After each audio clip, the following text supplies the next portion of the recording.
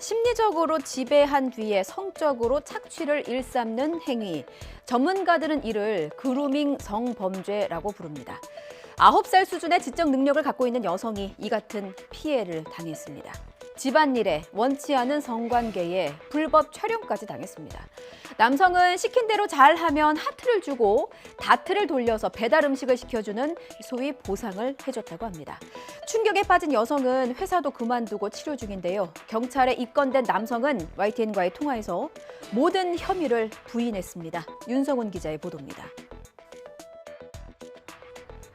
20대 여성 A씨는 재작년 초 30대 남성 B씨와 만나기 시작해 얼마 뒤 동거에 들어갔습니다. 그런데 반년 전쯤부터 B씨가 집안일을 떠넘기고 만화 캐릭터가 입을 법한 복장을 사와서 입으라고 지시했다고 A씨는 증언합니다. 자기 말 잘 들으면은 그런 식으로 이제 하트를 줘서 모아가지고 그런 거 이제 하트 하나씩 빼가지고 다트 돌려서 점수를 모아가지고 막 시켜주고 그랬어요.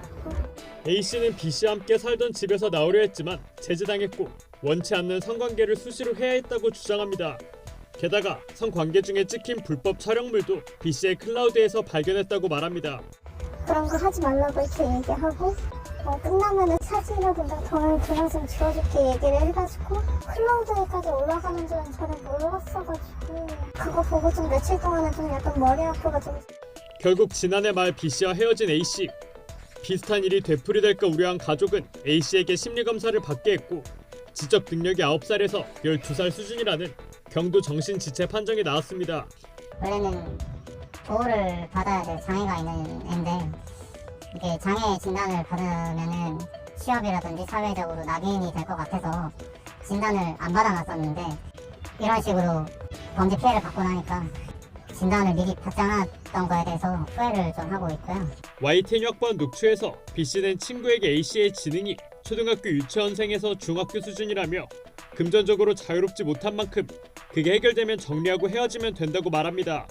이 사례 같은 경우도 피해자에게 어떤 호감을 사거나 친밀감을 사고 그 과정 안에서 조종하거나 통제하거나 뭐 이런 방식으로서 그루밍이 나타날 수 있다. 무작위로 전화를 돌려서 여성이면 모두 타깃이 됐던 범죄도 있었습니다. 화장품 가게 등 여성이 일하는 것으로 추정되는 가게들에 무작위로 전화를 건 남성. 다짜고짜 음담패설을 했다고 합니다. 차마 방송에서는 소개할 수가 없는 발언들입니다. 두말할 필요도 없이 엄연한 범죄입니다. 20대 남성 A씨, 지난 1월부터 2달여 동안 수십 차례의 무작위 전화를 걸어서 불특정 여성들에게 음담패설을 한 혐의를 받습니다. 경찰은 피해자들의 신고로 수사에 나섰고요. 휴대전화 추적을 통해 이 남성을 전주에서 붙잡았습니다. 경찰은 재범 우려 등을 고려해서 구속 조사한 뒤에 송치했다고 밝혔습니다. 조국 전 법무부 장관의 딸 조민 씨, 부산대 의학전문대학원 입학 취소 처분을 취소해달라며 부산대를 상대로 행정소송을 제기했었는데요. 1심에서 패소했습니다. 조민 씨의 입학 취소 조치가 정당하다는 겁니다. 조민 씨는 즉각 항소장을 접수했습니다. 동양대 표창장과 경력 등이 입시 당락에 영향을 미치지 않았다는 주장입니다. 법적 공방은 계속될 것 같습니다. 차상은 기자입니다. 재판부는 부산대가 법에서 정한 절차와 학교 규칙을 거쳐 신중하게 결정했다며 절차에 하자가 없다고 봤습니다. 조 씨의 어머니 정경심 교수의 형사 판결도 결정적인 영향을 미쳤습니다. 재판부는 입학 취소 이유인 허위 경력과 표창장 위조는 정 교수의 판결 등을 통해 충분히 인정된다고 밝혔습니다. 판결에 따라 조 씨는 법원에서 별도의 집행정지 결정을 받지 않으면 부산대 의학전문대학원 졸업생 신분을 잃게 됐습니다. 조 씨가 이번 소송의 판결문을 받고 30일이 지난 날부터 적용됩니다. 지난달 서울의 아파트와 빌라 경매 낙찰률이 뚝 떨어졌습니다. 아파트는 10건 중에 3건만 겨우, 그리고 빌라는 한 건도 주인을 찾기가 어려웠다고 해요. 전문가들은 이 같은 상황을 어떻게 보고 있을까요? 최기성 기자가 들어봤습니다. 서울 구로구에 있는 한 아파트입니다. 경매로 나온 전용 면적 85제곱미터 한 세대는 벌써 2번 유찰됐습니다. 집값이 한창 오를 때 최초 감정가가 책정돼 상대적으로 가격이 높게 잡혔기 때문입니다.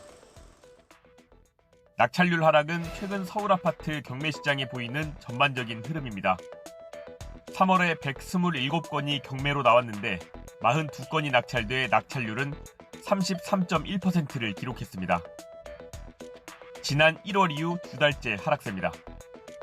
경매 감정 가격이 아직 높다는 인식이 있고요. 그다음에 좀 더 아파트 가격이 하락할 것이라는 전망, 그리고 아직 DSR과 같은 대출 규제 등이 영향을 끼치는 것으로 보입니다.